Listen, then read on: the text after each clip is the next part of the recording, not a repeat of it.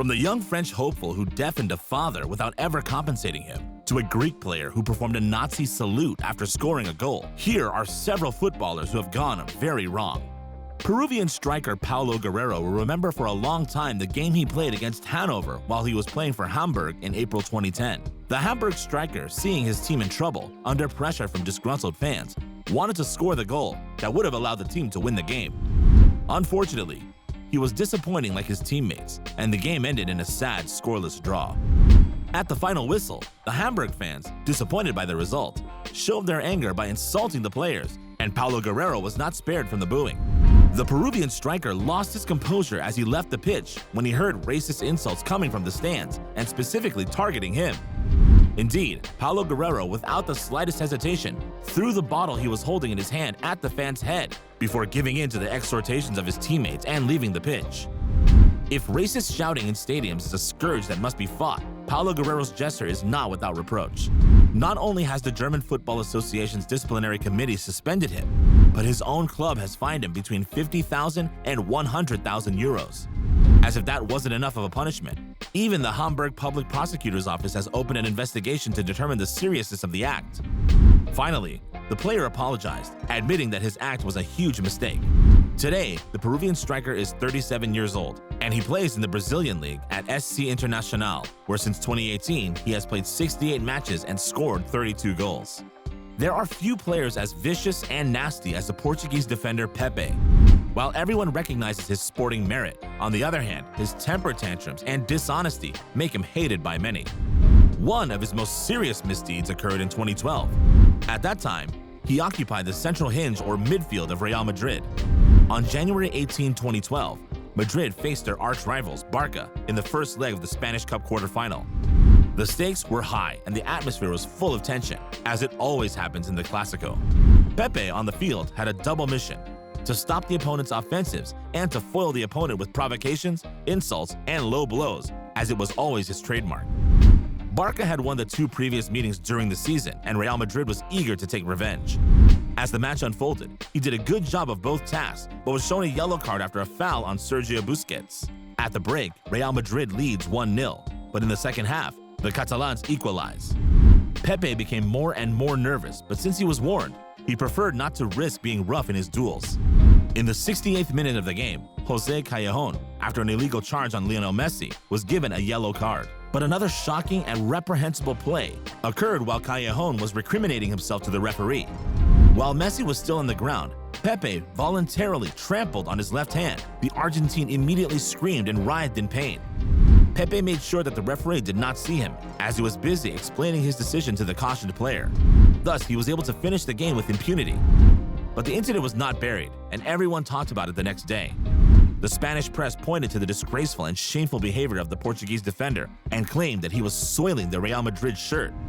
Manchester United striker Wayne Rooney called the Madrid man an idiot in a tweet.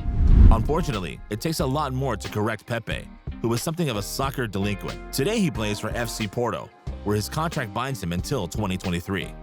You have surely heard about the Zahia affair, which agitated the media and judicial sphere in 2010, and which involved several players of the French team. There were 4 of them: Hatem Ben Afra, Sidney Govou, Franck Ribéry, and Karim Benzema. They had gone one night in the Zaman Café, a Parisian cabaret on the Champs-Élysées, where several prostitutes are usually found. And they met one of them, the French-Algerian Zahia Dahar, then a minor. Zahia Dahar became very close to these players, so much so that Franck Ribéry wanted to invite her to Munich for his birthday when he was playing for Bayern. But an anonymous tip gave the alert to the Brigade of Repression of Pimping, which then conducted a search in this cabaret, where several people were arrested, including Abu Sofyan, accused of being a pimp, and several prostitutes. Later, the investigation revealed the involvement of the 4 French internationals, but above all, it was discovered that Zahia Dahar, who had had sex with these players, was still a minor at the time of the events.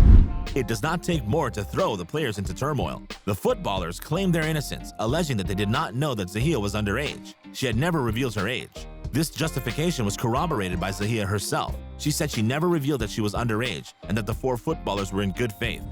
The trial of Franck Ribéry and Karim Benzema took place in 2014, and both were acquitted. On the other hand, the other protagonist, prosecuted for pimping and trafficking in minors, was sentenced to prison terms. The least we can say is that the exoneration of the two players was not well received by the public. There was widespread outrage. And for a long time, the players of the French team were morally affected by the repercussions of this sad affair. But today, it is history. Karim Benzema is at the top of his form, and Franck Ribéry is quietly moving towards retirement. As for Zahia, she has used her fame to create her own fashion brand and become a model. Antoine Edouard, 23 years old from the Paris Saint-Germain training center, has been a striker at Crystal Palace since last summer, and his athletic potential is quite promising. But when he was 17 years old, the young player was guilty of an offense that destroys any sympathy one may have for him. In 2017, Antoine Edouard was on loan to Toulouse from Paris Saint-Germain. He had acquired a replica of an airsoft-type firearm, which propels plastic balls. One day, he was driving around with a teammate from Toulouse and wanted to try out his toy. An old man, a family man who was not bothering anyone, was just passing by, and Antoine Edouard took him as a target. Why did he do it? For fun. The attacker fired the ball gun aimed at the poor man's ear and made him irredeemably deaf. But that's not all. After the victim lost his hearing, Antoine Edouard made no apology, expressed no remorse, and worse, the attacker was ordered to pay 24,000 euros in damages to his victim, but he never deigned to compensate him. He doesn't want to hear anything and acts as if he was not responsible for anything.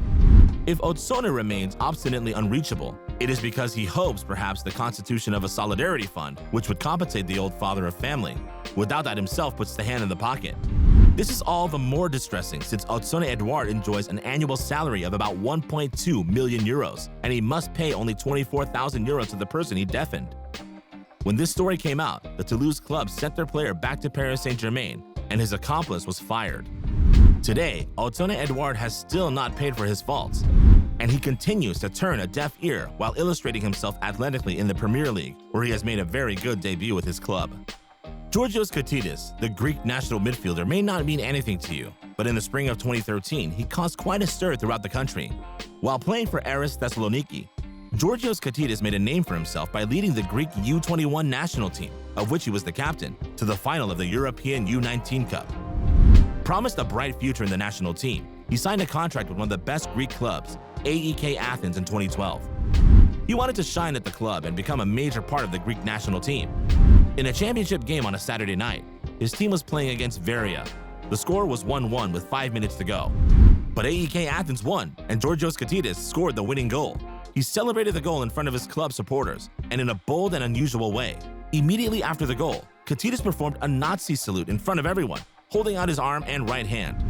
Immediately, trouble began for him. He was banned for life from the Greek national team by the local federation. His dream was shattered. The press was full of accusations, claiming that he was affiliated with a fascist party, that he was aware of the significance of his heinous gesture, which recalled the worst horrors of the Second World War.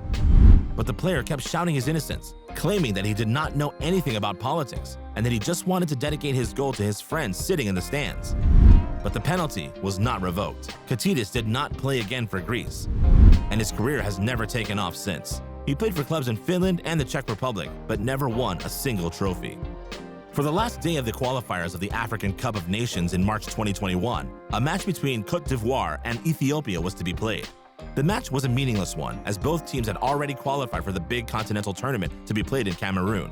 The Ghanaian Daniel Ayi-Laria, initially appointed to referee this match, was replaced at the last moment by a referee of the same nationality, Charles Beni Bulu. The latter was to officiate this match, which was scheduled in the afternoon, in Abidjan, one of the important cities of Côte d'Ivoire.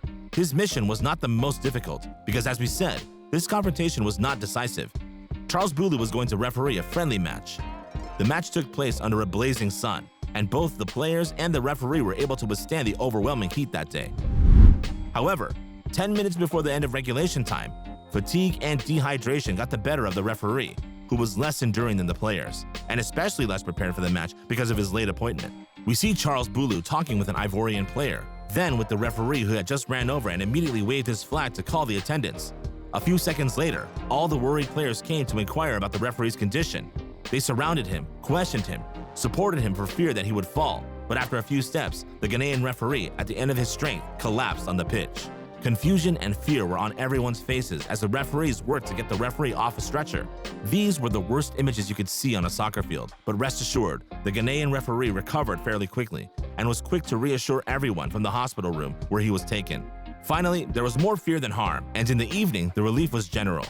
If the carers had been less eager, Charles Bulu might not have recovered from his syncope. After he was evacuated, the assistant referee, a Kenyan national, simply ended the match, which ended 3-1 in favor of Côte d'Ivoire. This incident did not prompt Charles Bulu to end his refereeing career.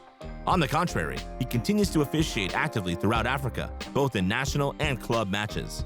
That's the end of this video, where you could see that soccer sometimes hides sad stories. As usual, don't hesitate to tell us your impressions in the comments. Which of these footballers committed the biggest mistake in your eyes?